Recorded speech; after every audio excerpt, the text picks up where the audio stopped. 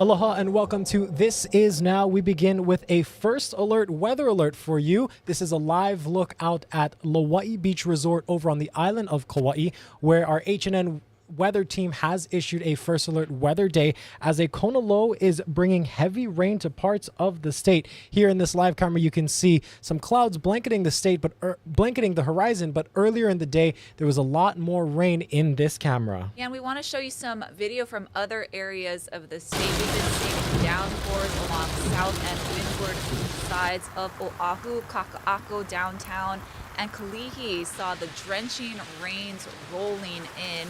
We also want to take you to Maui County, where they're seeing some rain over there. We want to say mahalo to a viewer on Lanai for sending in this video of the pouring rain there on the Pineapple Island. And all of this is because there is a kona low developing in our neighborhood. And for more on this, let's send things over to our Jennifer Robbins, who is joining us by phone. Jennifer, what are the conditions like? We are going to be tracking more rain to come. So this is paving the way to a wetter pattern, Dylan, as we go into the next couple of days. So a first alert weather day initially for Kauai today, and then that's going to spread towards the east, including all of the islands tomorrow. And it's due to the position of the kona low. So it's a really interesting situation. These kona lows are complex systems. Usually when you think of a storm, it comes in from the west and then it travels towards the east. Well, this one is just spinning counterclockwise offshore, and because of its placement and because of the instability it's bringing over the island, now it's going to include a flood watch for all of the islands starting tomorrow, and that's because it's going to draw up some moisture from the south. So very complex system as we fly on in our tropical satellite here. You can see some thunderstorms already firing up. The kona low itself, it's hard to pinpoint. It's kind of a messy system right now on satellite. It's going to develop even more tomorrow, and as everything becomes aligned, all the ingredients come, it's going to pull deep tropical moisture from the south, and all of that trailing moisture now reaching even the far eastern end of the state. So that will include Maui County tomorrow, maybe parts of Hawaii Island, and then as the day progresses, it's going to shoot even more towards the east. So the potential of heavy rain as that kona low pulls up rain. So the low itself, the center of it is several hundred miles away from the islands, in fact, to our north and to the west.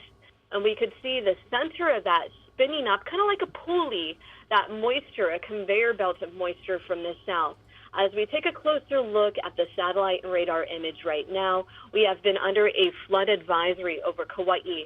A lot of people maybe at sea level are not seeing the rain, but if you're over the mountains, it's very dangerous because of the runoff, and we're seeing overwhelming amounts of runoff go to the streams as well. So that's a concern.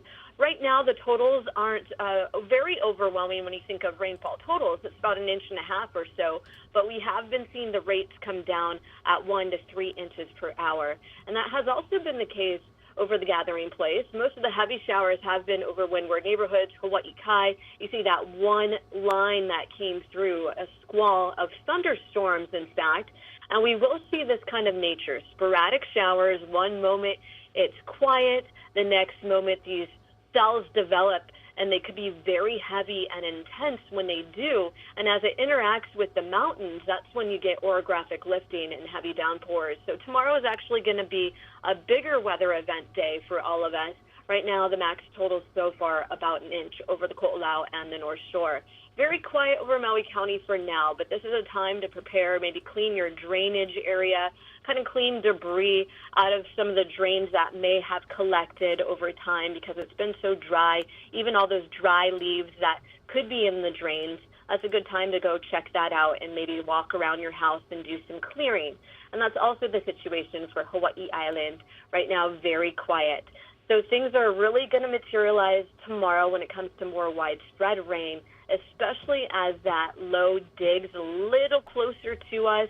In a meteorological term, we say it's negatively tilted. As it does, that opens up the gates for more flooding to occur and also more thunderstorms to develop.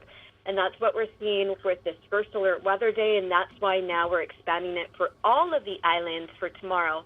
Very interesting situation. Like I said, it's not attached to the jet stream. Usually storms that travel with the jet stream, including front, come in from the west, and then they travel towards the east. You see that even over the continental U.S. You could see a Pacific Northwest storm, and then following days it'll be over the middle of the country and then to the east coast.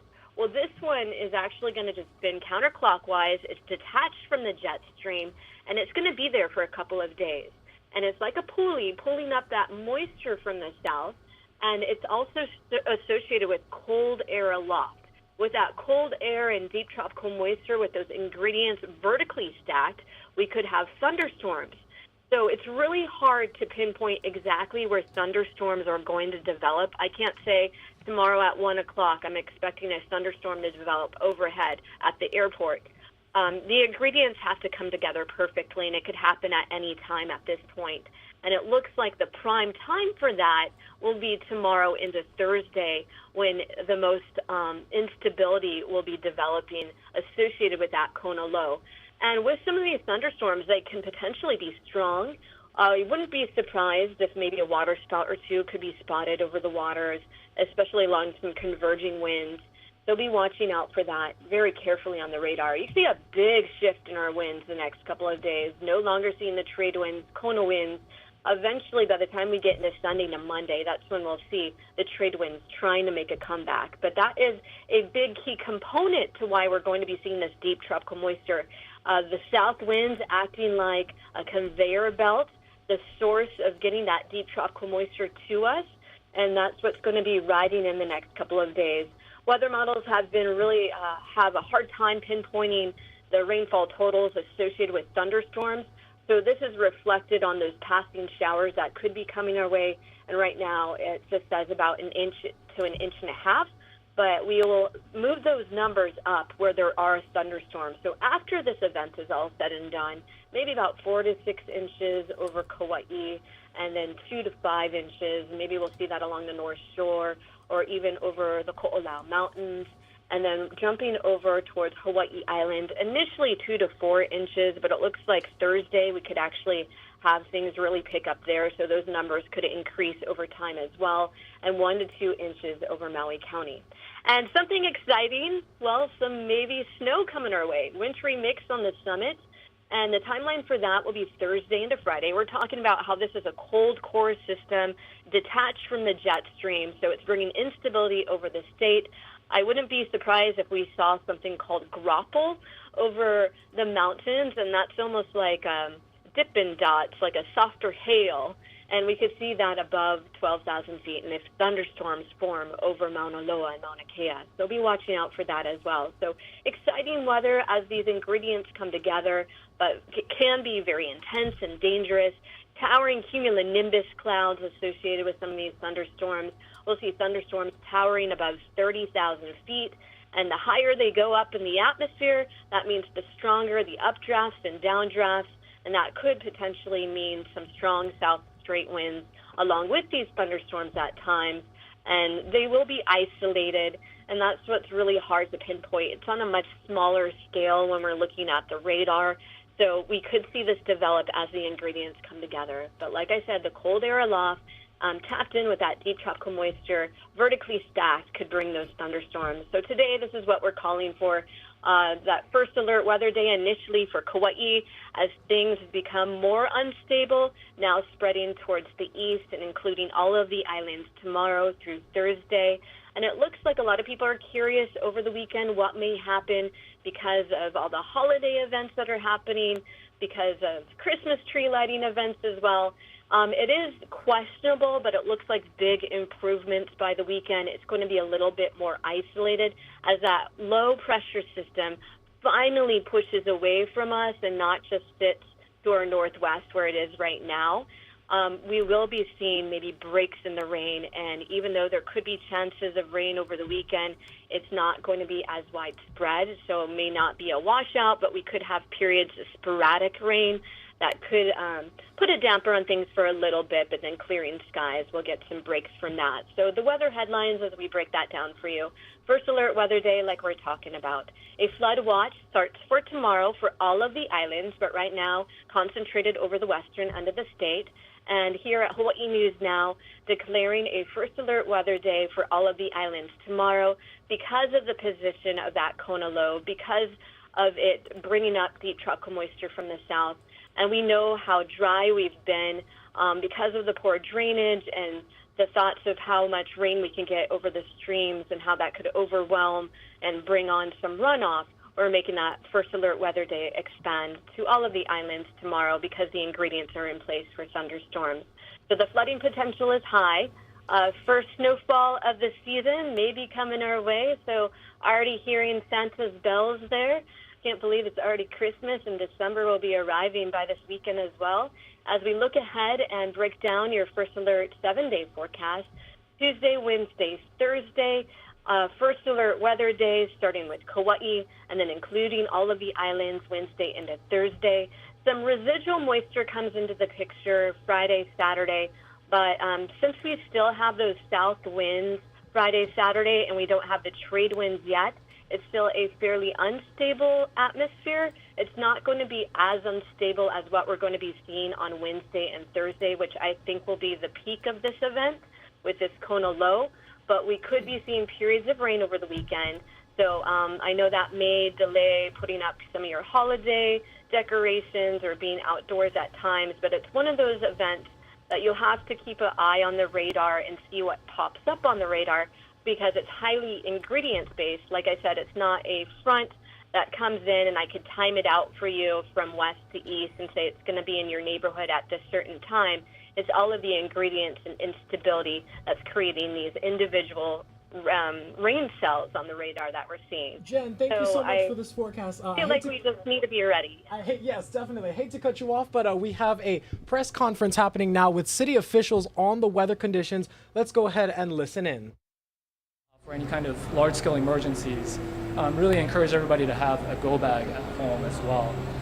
The city is working with the state to prepare, and we are in communication with the National Weather Service, the Hawaii Emergency Management Agency, as well as the Hawaii National Guard in the event that any of those capabilities are required to respond to this situation. Do you have an example of a contingency plan for severe flooding? Yeah, so on our side, the Department of Facility Maintenance did actually some assessments last week in anticipation of this weather system, and they cleared out the streams that they can, where they do have that authority to go. So some of the stream mouths were opened last week as well as over the weekend to ensure that those streams can flow unobstructed. We are doing some contingency planning with emergency shelters in the event that we might need a place for evacuees to go to. So we're working with the Department of Parks and Recreation, the American Red Cross, and all of our human services partners in order to prepare.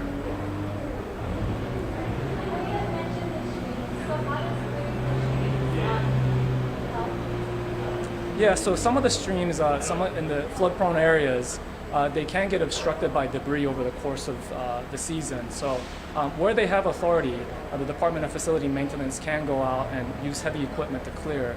But you can imagine there's some environmental impacts associated with that, so they do have some limitations on where they can go. Other areas, there are certain streams that are prone to being plugged by sand from wave action. So those areas, the department was able to go out and use equipment. In some cases, it has to be done manually by hand using shovels to clear those streams so that they can flow unobstructed. Does Oahu Emergency Management have any concerns about potential H1 flooding, given that we've seen that happen before? Yeah, so flooding along our major highways is always a concern for us. We are in communication with the Department of Transportation at the state level to ensure that we have good communication between our emergency response system and the state's emergency response system. Will sandbags or sand be available to homeowners if need be? Say again? Sandbags, will it be available to homeowners? So the city doesn't provide sandbags to homeowners, but those that are concerned at their homes, there are certain mitigation measures you can take. Sandbags would be an example, but the city does not provide sandbags. If they should experience flooding, do they call 911 or is there another number they could call? Yeah, so if there is an emergency situation where assistance is required, call 911. for immediate assistance.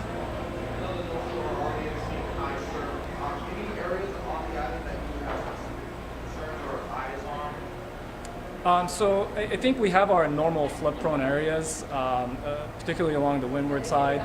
But with this system, we just don't know where the impacts are going to be.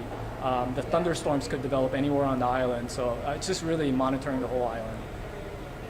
My last question, as an emergency, just ahead of emergency manager for Oahu, do you think Maui fires weigh on your mind, when it comes to just prepping for the worst? Yeah, I think really we always try to take the posture of leaning forward. So that means anticipating the requirements of what might happen rather than waiting until something happens. So as much as possible, we maintain that kind of posture. And also in terms of communicating with the public, we do have additional sensitivity about making sure that we have communication out to the public on a timely basis ahead of events, but also ensuring that our capabilities to alert and warn the public during an emergency is all squared away. So we did took a very hard look at our protocols for activating our emergency alert systems, including the sirens, to make sure that we have the ability to sound them when they're needed. Any other questions? Okay. Thanks, everybody. Thank you. And once again, that was a live news conference with city officials discussing, well, initially they were discussing the Honolulu City Lights, but of course, weather is on the top of mind for so many people. So they brought out the Emergency Management Agency there to give us an update on the conditions. They are keeping a close eye on things. But so far, the good news is nothing major is happening across Oahu. Yes, and now we want to get to some developing news on the Big Island. There's a heavy police presence in Pahoa as officers are responding to a barricade situation. Now, this is in the Kalapana Black Sands subdivision, and we're told the neighborhood is on lockdown and the public is being urged to avoid the area. Now, you can see lots of police vehicles as well as ambulance and fire crews on standby. Of course, we're going to bring you any information on the situation as we get it. Let's go ahead and give you one more live look. Stay tuned right after this commercial break, and we will have more stories from around Oahu.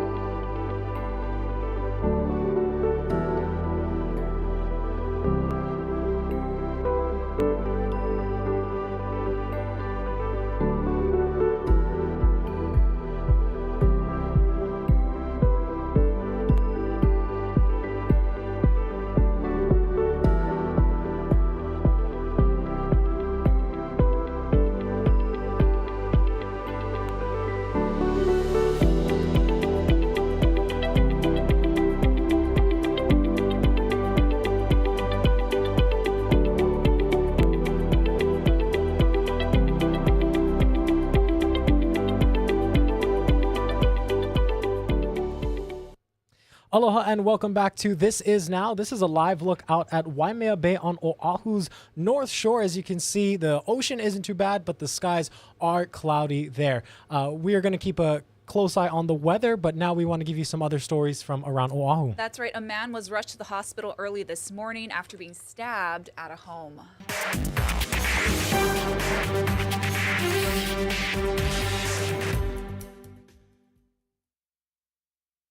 1800 block of Makuahine Place, just off Kalihi Street. When paramedics arrived, they found a 38-year-old man with a stab wound to his upper torso. He was rushed to a nearby hospital in serious condition. According to the report, the stabbing took place after an argument. No details have been released about the suspect. Still no arrests in the Sunday morning stabbings at Mauna Lahilahi Beach Park in Waianae. Police say a 16-year-old boy and a 21-year-old woman were attacked after an apparent altercation between a homeless man and woman. The victims were critically injured, but we're told they're both in stable condition today. The felony assault trial for Jonah Morris is set for January 22nd. The 34-year-old is accused of attacking a 70-year-old security guard who had asked him if he stole a mango from a food vendor in downtown Honolulu.